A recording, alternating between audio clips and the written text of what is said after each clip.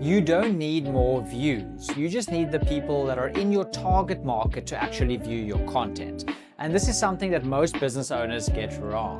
They compete on entertainment and they just reach the general public. But in reality, your business probably isn't even speaking to the general public and they will never buy your product. Let's use an example. If you are a company that does boreholes and irrigation in the Western Cape, you cannot be putting entertainment content out there. You're not looking to entertain the general public.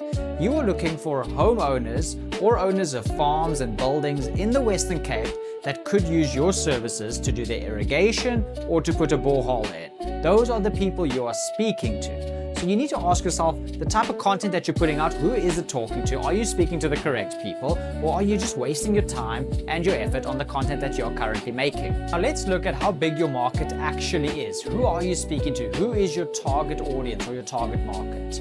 So if we look at South Africa and people on social media, let's say this represents everyone on social media in South Africa. So South Africa is roughly 50 million people. Only about 26 million of them are on social media. And as we know, not all of them have disposable income. So if this is the 26 million people on social media in South Africa, and you say, okay, how many of them are in the Western Cape? Let's even say it's a quarter of them. Let's say these people are in the Western Cape. Then you got to ask yourself, how many of them are homeowners or own farms or buildings? And we both know that percentage is incredibly small. It's probably this little slither over here that you are wanting to speak to. So all of this is irrelevant. It's just irrelevant. You're not speaking to these people. You're speaking to this little slither over here. So back to my example. If you are a business in the Western Cape doing boreholes and irrigation, you might be speaking to 0.01% of social media users in South Africa. So your content has got to match that. The type of language you use, the people you call out to, the pain points that you are trying to communicate that your product or service solves needs to probably only be relevant to 0.01% of people. Doing general entertainment content is just a waste of time. It's vanity metrics. You see the numbers, you see, oh, we got 10,000 views, amazing. None of those people are going to use your service because your messaging is wrong. So this is where most people destroy their business's marketing. You aren't competing for entertainment and for laughs and for shares and for virality. You're looking for people that can actually buy your service. So if you look at two hooks or two scenarios, video one has a grandma on a skateboard and she like hits someone in the face. Super viral, super weird, super funny, it gets shared by everyone. That has nothing to do with your business. And this business in this example of people doing irrigation or boreholes in the Western Cape. But if you start the video standing in front of a house and saying, are you a homeowner in the Western Cape with a house over the value of 5 million rand? Now you're speaking to an exact person. And any single person watching that is a homeowner in the Western Cape, they're going to listen immediately. And if their value of their house is about 5 million rand or around there, you've got their attention. And that's the goal of the content. And that's what I was saying in the first part. How big is your market? Now, I'm not someone with a scarcity mindset at all, but in South Africa, people on social media and then people who own homes, for this example, it's a very small amount of people. Now, you can still be a multi-millionaire just by servicing that market. But in the bigger scheme of social media, you need to understand, you need to get through the noise. And we used to be able to do this with targeting. Now we do it with content and how precise the content pieces on the people that we call out to are. So if we look at general entertainment content, it tends to be broad, it tends to be viral, it's funny, it's got zero buying intent though. When we look at content for commercial purposes, it's got a narrow audience, it's problem aware, high intent, and it leads to leads and revenue. So it's calling out to someone that can actually be your customer. Don't compete on virality, don't compete on likes and follows and things like this. You might see it as, some brands try and justify it as, oh, it's top of funnel, you know, you just get people in, you get the attention. But if someone's never going to be a property owner, it's irrelevant to you.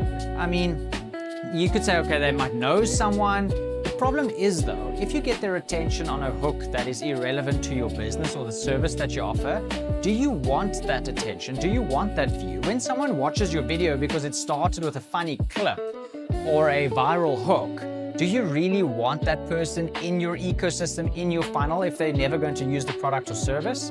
It's a waste of your resources, because you might have this giant warm audience that you're retargeting to. It's probably going to kill your retargeting as well.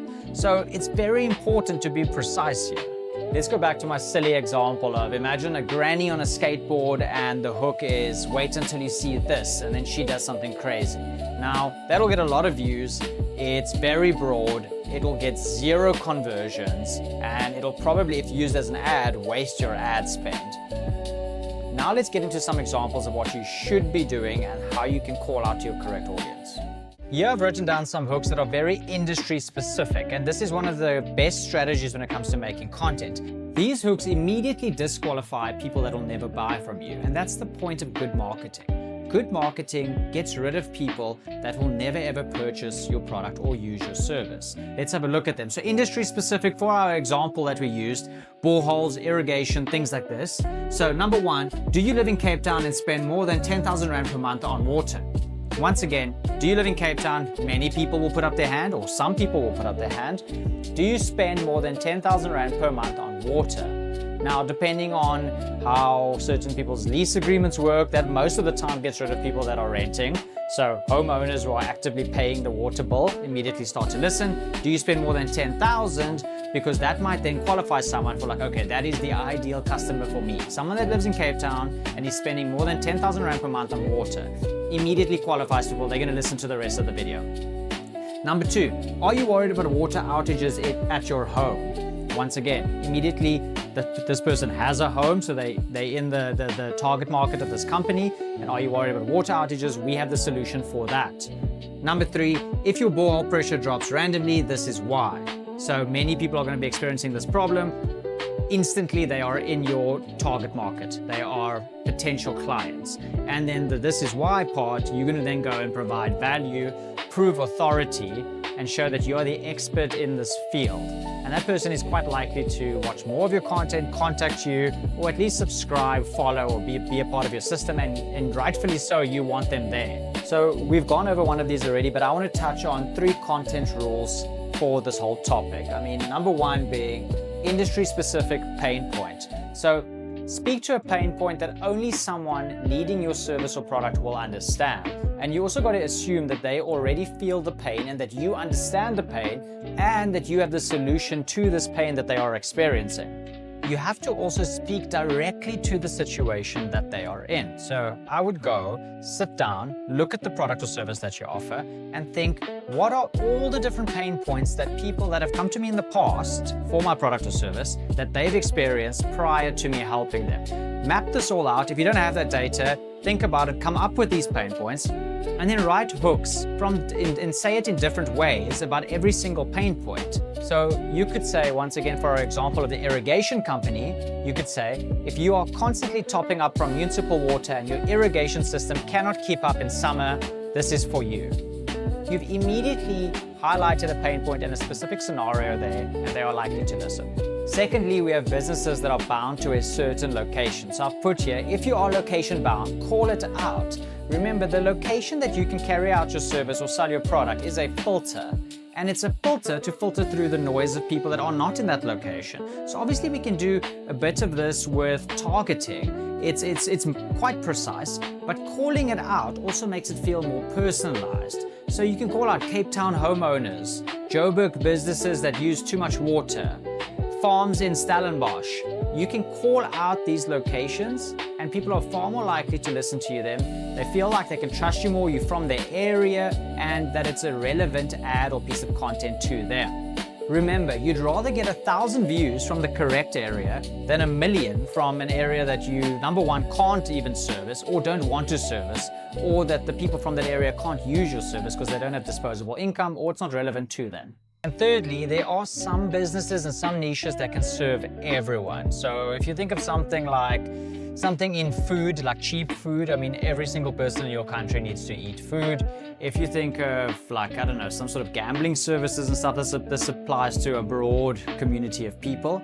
So if you serve everyone, sell the differentiator. That's what I've written here as point 3. So you got to sell what sets you aside. And if you have nothing that sets you aside in a very general industry or niche, then there are no amount of views or anything that's going to help you there. I mean, that is a big problem. So if you serve everyone, sell the differentiator. Maybe you have faster installation. Maybe your installation comes with a certain compliance certificate. Maybe you have a guarantee or warranty that other companies are not offering. Maybe it comes with a free additional service that no one else offers. You have to highlight all of these points because that is the differentiator. If you are in an industry that applies to everyone, it's not niche, it's not specialized, you got to sell a unique selling point that your service or product offers. And you have to highlight it as much as you can in the content that you put out there. So remember, low views don't necessarily mean that your content is bad, and high views don't necessarily mean that your content is profitable. So I can also speak for myself. I've been putting out marketing content for a while now, and I don't get many views, I'll be honest. I look at some of these accounts getting hundreds of thousands of views, and I literally get like 400 views a video. But if you think about it logically, I've asked myself this before, why am I putting out the content? Now, number one, I'm putting out the content for general information to the public to help people. Number two, it's to find more clients for my business and to show that I have the knowledge in this domain and in this niche.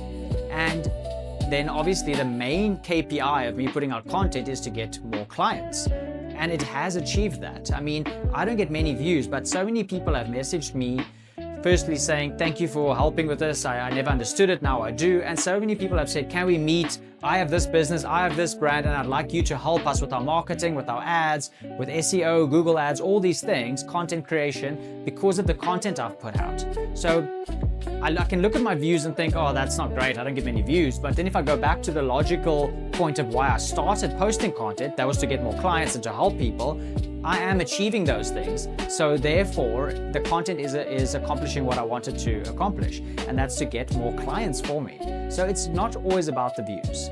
It's about, are you reaching the correct people that would actually use your product or service?